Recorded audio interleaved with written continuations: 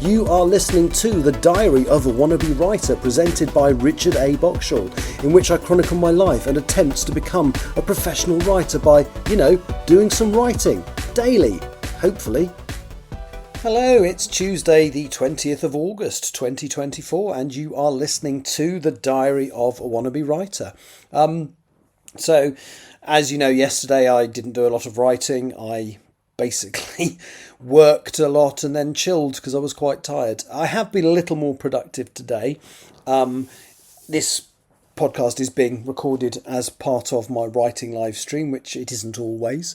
But I haven't done a huge amount of writing today because I've had a lot else to do and I've worn myself out. So basically I've mentioned in the past that the contents of my loft are sitting in my spare room. Well, I've done an awful lot to rectify that today. It's not done by any means, but I've gone through an awful lot of stuff. I've done 2 runs to the tip, so got rid of 2 car bootloads of stuff that I just wanted to get rid of.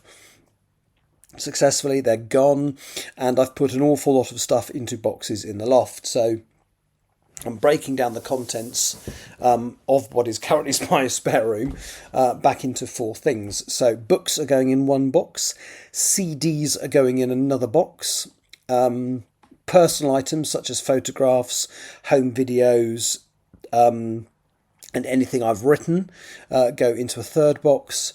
And then the 4th box is, I used to collect magazines, so things like Total Film, SFX and old Doctor Who magazines, and a lot of those are in different boxes around the loft. So the 4th box has those in, and as I fill one, I push it to its ultimate location in the loft and then start another one. So literally I'm going up the ladder with a box of random crap, putting it in the right box, and that anything that isn't worth keeping is getting binned and taken to the tip. So yeah, I'm really making progress getting my spare room into a state where I can soon turn it into a bedroom. In terms of writing, I ended the last scene I wrote on a sort of cliffhanger. It was always meant to continue directly, but it was a good point to stop writing. And it was Carl Tucker coming on the phone to my good guys who have currently taken over his arboretum, and it's basically him setting up what he's about to do to Danny. So he's basically going to demand that Ronnie give up the arboretum or he'll kill Danny. And the way he decides to kill him is, because he doesn't like trees, is literally to nail him to a tree and then set fire to the tree. Was what he was planning to do, but because he's got a bit of theatrical bent, and also he knows that this particular tree, he's found out through Lord Farnborough, he knows that the tree that he's going to nail Danny onto is actually Ronnie's very first interface tree. So it was the one she identified in chapter 1 when she joined the Forest Church as a tree she had a special connection with. So yes, he's just trying to, because he doesn't really understand. He thinks that maybe he'll be killing the entity within the tree if he does that. He doesn't really understand that they can move around. Well, he sort of does, but he's just not very nice, and he knows it will get to Ronnie. So that's basically the next big scene. That's the rest of this chapter. Basically, it's him doing unpleasant things to Danny, and what's going to happen is in the chapter bit I've just written, Sayers has basically said, well, I might be able to locate where it is. Well, the moment Ronnie sees it, she knows exactly where it is, so she tries to get schools released in the area to try and save Danny, and unfortunately they're not going to get to him in time. Poor Danny is going to be nailed to the tree, and he's going to be stabbed. He's going to be they're going to try and torture him and do all sorts of horrible things to him to try and make Ronnie capitulate, and she doesn't. So in the end, they basically run him through with a sword through his side.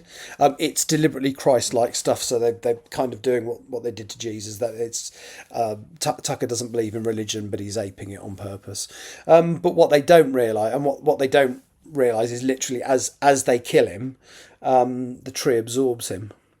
Thinking because Danny's a Yakunda, he can be absorbed by trees. He is one of the designated survivors for after Ragnarok. However, Tucker still sets fire to the tree.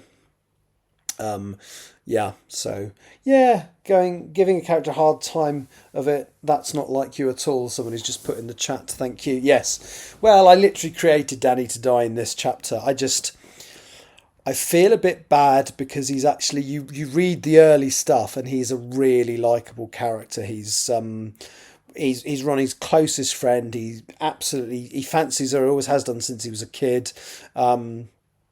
And yeah, it's just going to be, and they were very close before she had to be taken over and go into Arbor Associates. So yeah, so that's the next big scene I need to write. If I can write it on Thursday, that'll be brilliant. I've then got 4 days of relatively solid work, so I don't know how much I'll be able to get done in terms of editing, but I should be able to get some editing done. Maybe a screen read through during those days. Screen read through.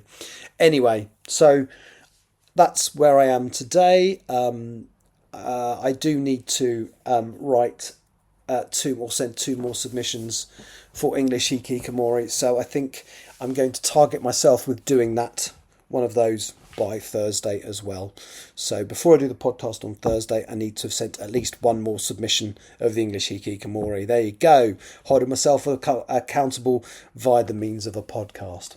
But as if you listen to show 100, you can see how much I've actually achieved since I've been doing this. So brilliant. That's me done for today. Tomorrow, I'm not definitely going to do an emergency podcast, but there's a good chance I will, simply because I'm out most of the day, and if I get back in the evening, I'm not going to want to do it.